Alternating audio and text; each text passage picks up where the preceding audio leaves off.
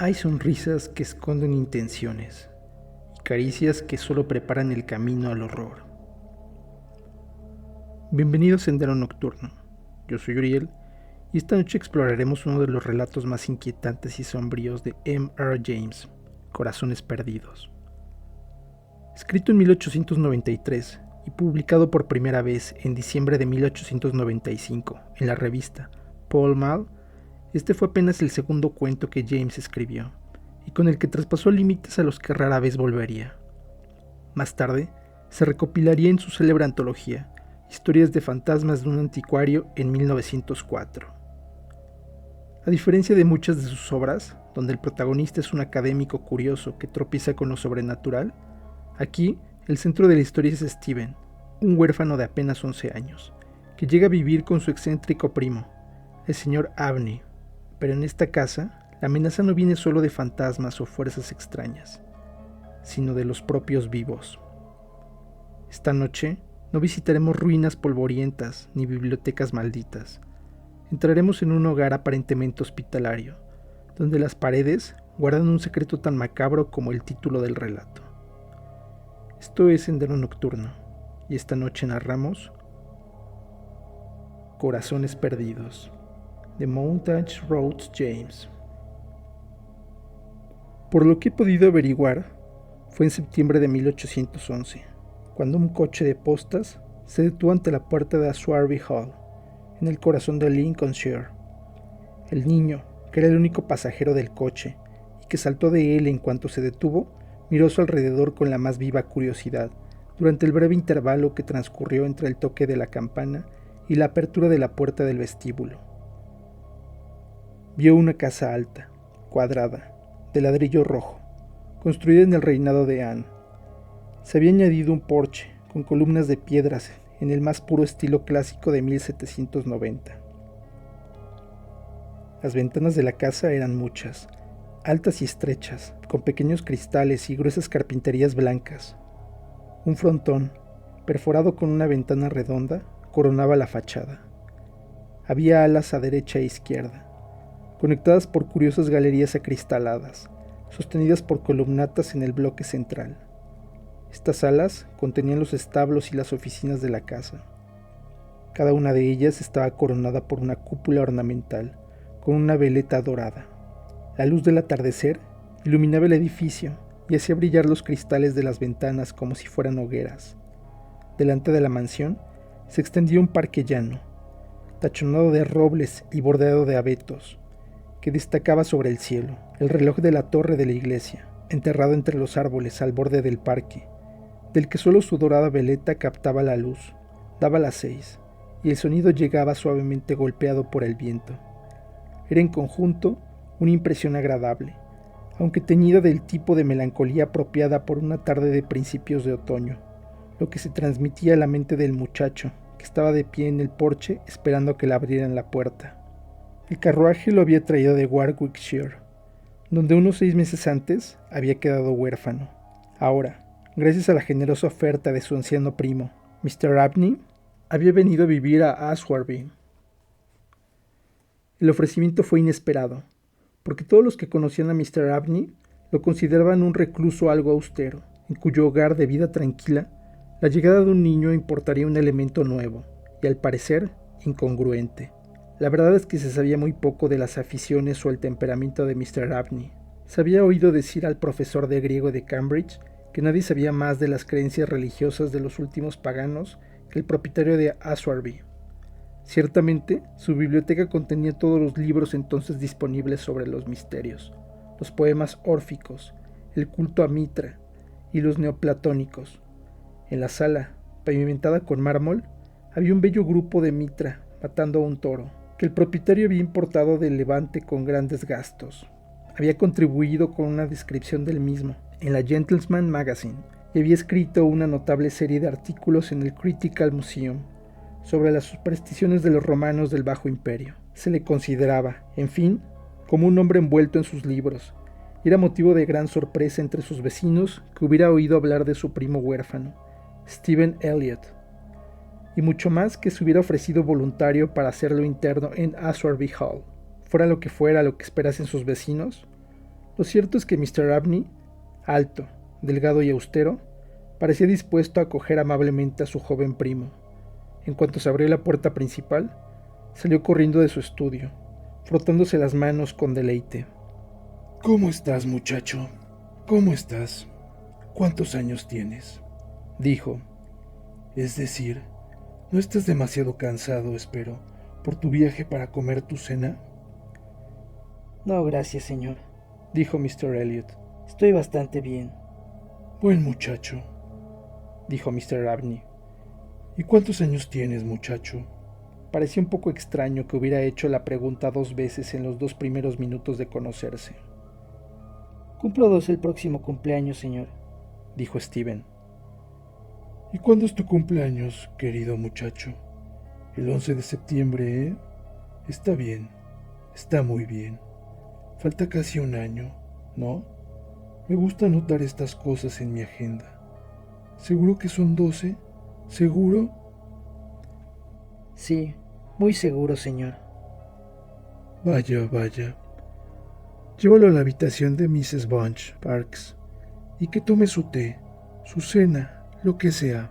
Sí, señor, respondió el serio Mr. Parks, y condujo a Steven a las habitaciones inferiores. Mrs. Bunch era la persona más cómoda y humana que Steven había conocido hasta entonces en Aswarby. En un cuarto de hora ya eran grandes amigos y siguieron siéndolo. Mrs. Bunch había nacido en el barrio unos 55 años antes de la llegada de Steven y lleva 20 años viviendo en la mansión. Por consiguiente, si alguien conocía los atolladeros de la casa y del barrio, era Mrs. Bunch, y no se mostraba en absoluto reacia a comunicar su información. Desde luego, había muchas cosas sobre la mansión y sus jardines que Steven, que era de carácter aventurero y curioso, estaba ansioso porque le explicaran. ¿Quién construyó el templo al final del Paseo de Laureles? ¿Quién era el anciano cuyo retrato colgaba de las escaleras, sentado ante una mesa con una calavera bajo la mano? Estos y otros muchos puntos similares fueron aclarados gracias a los recursos del poderoso intelecto de Mrs. Bunch. Hubo otros, sin embargo, cuyas explicaciones fueron menos satisfactorias. Una noche de noviembre, Steven estaba sentado junto al fuego en la habitación del ama de llaves, reflexionando sobre lo que le rodeaba. ¿Es Mr. Abney un buen hombre ir al cielo?, preguntó de pronto con la peculiar confianza que los niños poseen en la capacidad de sus mayores para resolver estas cuestiones, cuya decisión se cree reservada a otros tribunales. Bueno, bendito sea el niño, dijo Mrs. Bunch. El amo es el alma más bondadosa que he visto. No le he contado nunca lo del niño que recogió de la calle, por así decirlo, hace 7 años, y lo de la niña, 2 años después de mi llegada aquí. No, cuénteme todo sobre ellos, Mrs. Bunch, ahora mismo. Bueno, dijo Mrs. Bunch. De la niña no me acuerdo mucho. Sé que la trajo un día de paseo y le ordenó a Mrs. Ellis, que entonces era el ama de llaves, que la cuidara con esmero. Y la chiquilla no tenía nadie a su cargo, según me dijo ella misma, y aquí vivió con nosotros unas 3 semanas, y entonces, ya fuera que llevara algo de gitana en la sangre o no, una mañana se levantó de la cama antes de que ninguno de nosotros hubiera abierto un ojo, y desde entonces no he vuelto a ver ni rastro de ella. El amo se puso muy nervioso e hizo arrastrar todos los estanques, pero yo creo que se la llevaron los gitanos, porque la noche en que se fue, estuvo cantando alrededor de la casa durante 1 hora y Parks declaró haberlos oído llamar en el bosque toda la tarde. Querida, querida, era una niña extraña, tan silenciosa en sus costumbres y todo eso, pero yo estaba encantada con ella, tan domesticada que era, sorprendente. ¿Y el niño?, dijo Steven. Ah, ese niño poroso, suspiró Mrs. Bunch.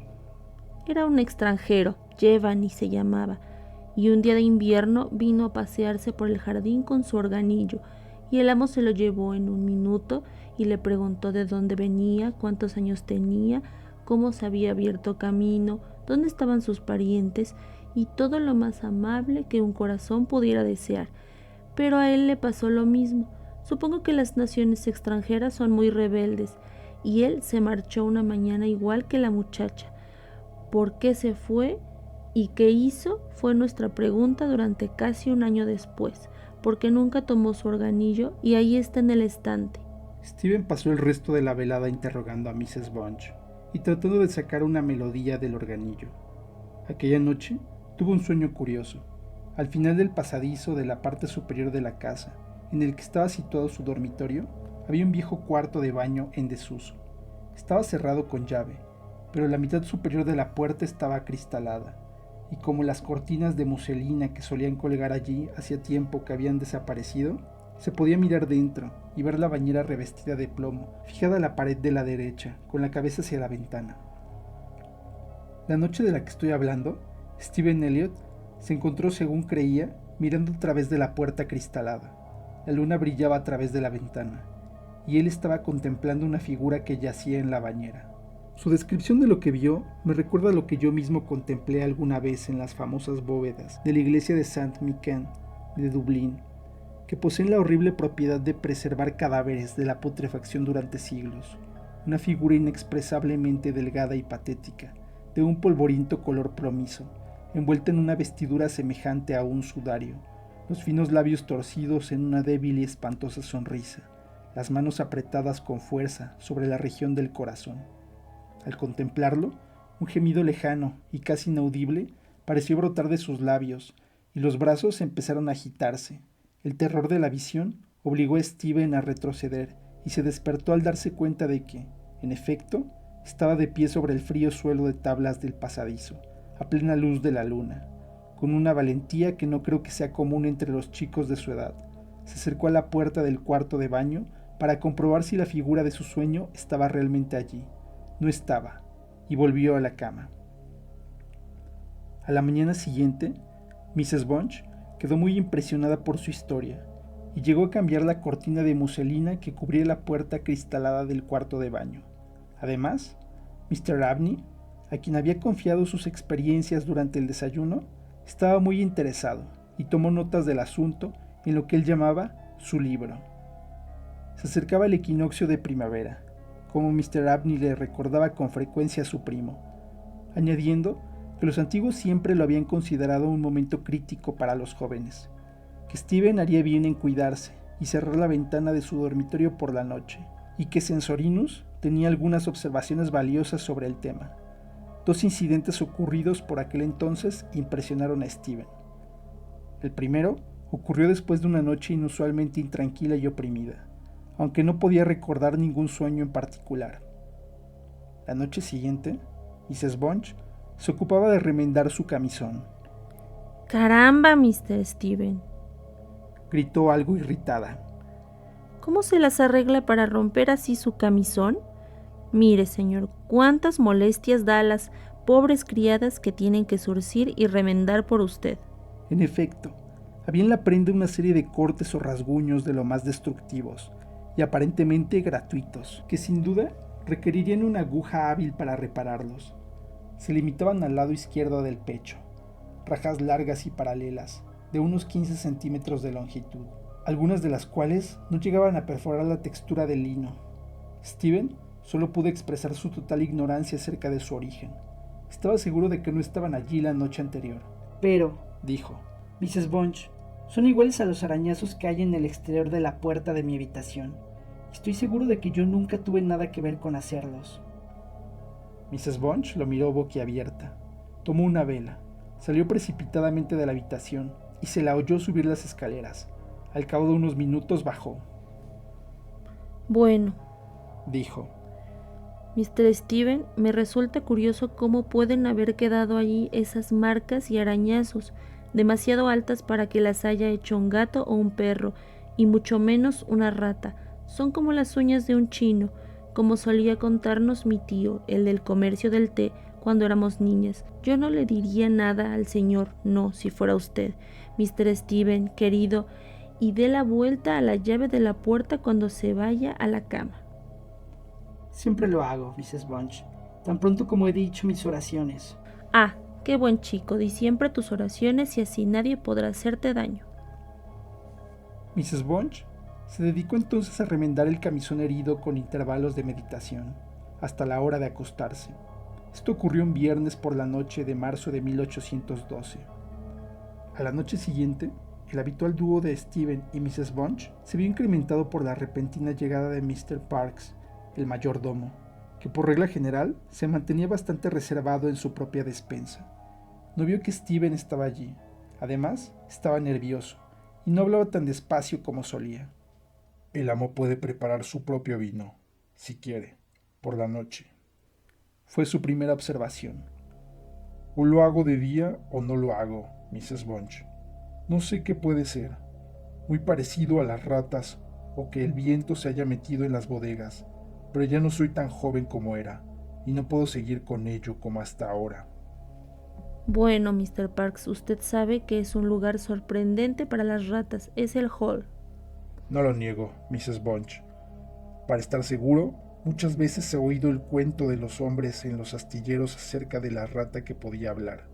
Nunca había confiado en eso, pero esta noche, si me hubiera rebajado a poner la oreja junto a la puerta del cubo de basura, habría podido oír lo que decían. Oh, Mr. Parks, no tengo paciencia con sus fantasías, ratas hablando en la bodega. Bueno, Mrs. Bunch, no tengo ningún deseo de discutir con usted. Todo lo que digo es que, si decide ir al cubo más alejado y poner la oreja en la puerta, podrá comprobar mis palabras en ese mismo instante. ¿Qué tonterías dice usted, Mr. Parks? No aptas para que las escuchen los niños. Va a asustar a Mr. Steven. ¿Qué? ¿Al amo Steven? Dijo Parks, despertando a la conciencia de la presencia del muchacho. El amo Steven sabe muy bien cuando le estoy gastando una broma, Mrs. Bunch. De hecho, Mr. Steven lo sabía demasiado bien como para suponer que Mr. Parks había pretendido en primer lugar gastarle una broma. Se interesó, no del todo agradablemente, por la situación, pero todas sus preguntas fueron infructuosas para inducir al mayordomo a relatar con más detalle sus experiencias en la bodega. Hemos llegado al 24 de marzo de 1812. Fue un día de curiosas experiencias para Steven, un día ventoso y ruidoso, que llenó la casa y los jardines de una impresión inquieta. Mientras Steven permanecía de pie junto a la valla de los jardines y miraba hacia el parque, sentía como si una interminable procesión de personas invisibles pasara a su lado arrastrada por el viento, sin resistencia y sin rumbo, esforzándose en vano por detenerse, por atrapar algo que pudiera detener su huida y ponerles de nuevo en contacto con el mundo vivo del que habían formado parte. Aquel día, después del almuerzo, Mr. Abney dijo: Steven, muchacho, ¿crees que podrías arreglártelas para venir a verme esta noche hasta las 11 en mi estudio? Estaré ocupado hasta esa hora y quiero enseñarte algo relacionado con tu vida futura, que es muy importante que sepas. No debes mencionar este asunto a Mrs. Bunch ni a nadie de la casa. Será mejor que vayas a tu habitación a la hora de costumbre. Había una nueva emoción añadida a la vida. Steven aprovechó con entusiasmo la oportunidad de mantenerse despierto hasta las 11. Aquella noche, al subir las escaleras, se asomó a la puerta de la biblioteca y vio un brasero, que había visto a menudo en un rincón de la habitación, extendido ante el fuego. Sobre la mesa había una vieja copa de plata dorada, llena de un vino tinto, y cerca de ella unas hojas de papel escritas. Mr. Abney estaba rociando incienso sobre el brasero con una caja redonda de plata cuando Steven pasó, pero no pareció darse cuenta de su paso. El viento había amainado, la noche estaba tranquila y había luna llena. A eso de las 10, Steven estaba de pie junto a la ventana abierta de su dormitorio, contemplando el campo. A pesar de la quietud de la noche, la misteriosa población de los lejanos bosques iluminados por la luna aún no había descansado. De vez en cuando se oían extraños gritos de vagabundos perdidos y desesperados. Podían ser notas de búhos o de aves acuáticas, pero no se parecían a ninguno de los dos sonidos. ¿No se estaban acercando? Ahora sonaban desde el lado más cercano del agua, y en unos instantes parecían flotar entre los arbustos. Luego cesaron. Pero justo cuando Steven pensaba cerrar la ventana y reanudar su lectura de Robinson Crusoe, divisó dos figuras de pie en la terraza de grava que corría a lo largo del jardín de la mansión. Las figuras de un muchacho y una muchacha, según parecía.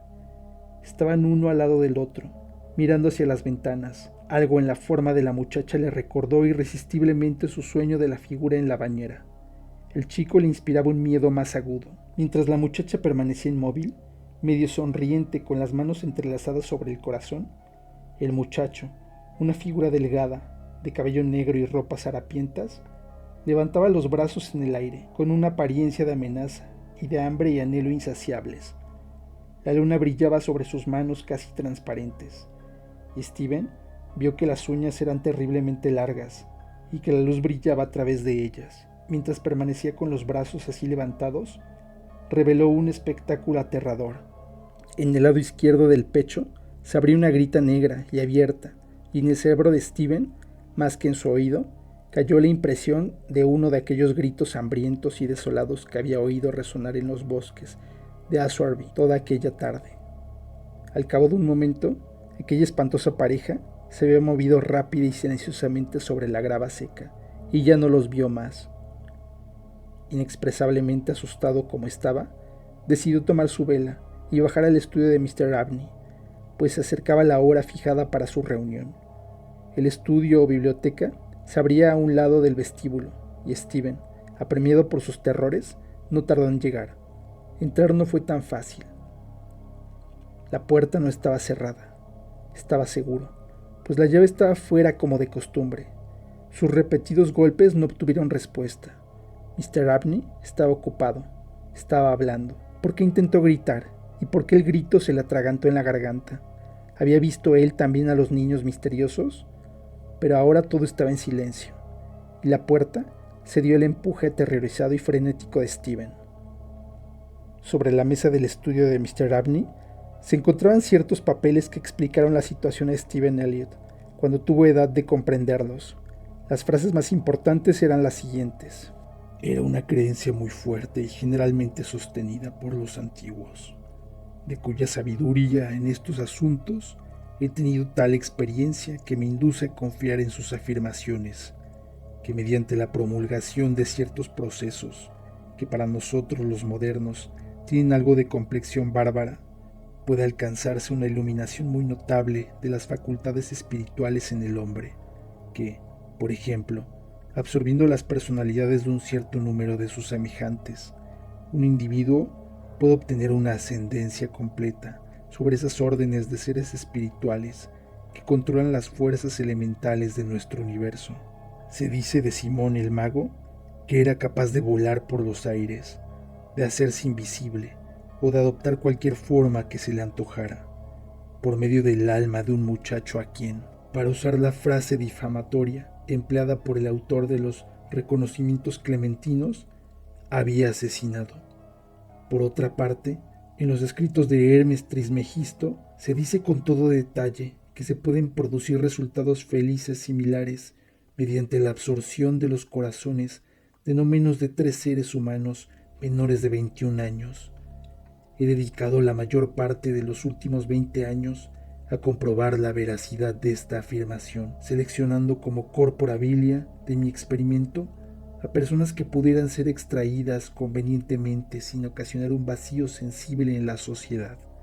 El primer paso lo di con el traslado de Phoebe Stanley, una muchacha de origen gitano, el 24 de marzo de 1792. El segundo, mediante el traslado de un muchacho italiano errante, llamado Giovanni Paoli, la noche del 23 de marzo de 1805. La víctima final, para emplear una palabra que repugna en grado sumo a mis sentimientos, debe ser mi primo Stephen Elliott. Su día debe ser este 24 de marzo de 1812. El mejor medio de efectuar la absorción requerida es extraer el corazón del sujeto vivo, reducirlo a cenizas y mezclarlas con alrededor de medio litro de algún vino tinto, preferiblemente Oporto. Será bueno ocultar los restos de los 2 primeros sujetos. Por lo menos, un cuarto de baño en desuso o bodega se encontrará conveniente para tal fin. La parte psíquica de los sujetos, que el lenguaje popular dignifica con el nombre de fantasmas, puede causar algunas molestias, pero el hombre de temperamento filosófico, para quien el experimento es el único apropiado, estará poco dispuesto a dar importancia a los débiles esfuerzos de estos seres para vengarse de él.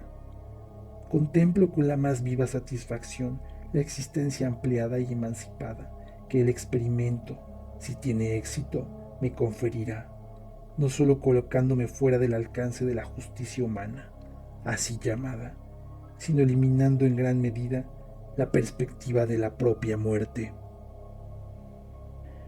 Mr. Abney fue encontrado en su silla con la cabeza echada hacia atrás y el rostro marcado por una expresión de rabia, espanto y dolor mortal. En su costado izquierdo había una terrible herida lacerante que dejaba al descubierto el corazón. No tenía sangre en las manos y un largo cuchillo que yacía sobre la mesa estaba perfectamente limpio. Un gato salvaje podría haberle infligido las heridas. La ventana del estudio estaba abierta y el forense opinó que Mr. Abney había muerto por obra de alguna criatura salvaje, pero el estudio de Stephen Elliott de los documentos que he citado le llevó a una conclusión muy diferente. Hay corazones que laten y otros que siguen reclamando justicia mucho después de dejar de hacerlo. Corazones Perdidos destaca en la obra de James por su tono inusualmente oscuro y por la crudeza de su trasfondo. Aquí, lo sobrenatural no es la única amenaza. La maldad humana se muestra tan peligrosa, o más, que cualquier espectro. Este relato ha sido leído como una advertencia sobre la vulnerabilidad de la infancia en un mundo donde los adultos pueden ser tan depredadores como los fantasmas que inventamos para asustar a los niños. Su final, tan macabro como irónico, devuelve el equilibrio, pero deja un eco inquietante. Si deseas leer esta historia, puedes encontrarla en diversas antologías, aunque la que he leído pertenece a Relatos Espectrales, publicada en la colección Fractales, bajo el sello editorial Mirlo. Gracias por acompañarme esta noche en este viaje a través del horror humano y lo sobrenatural. Si te gustó el relato, no olvides dejar tu comentario, compartir el video y suscribirte. Recuerda que cada susurro tuyo alimenta este oscuro sendero. Yo soy Uriel. Y yo soy Carla. Y te vemos en el siguiente video.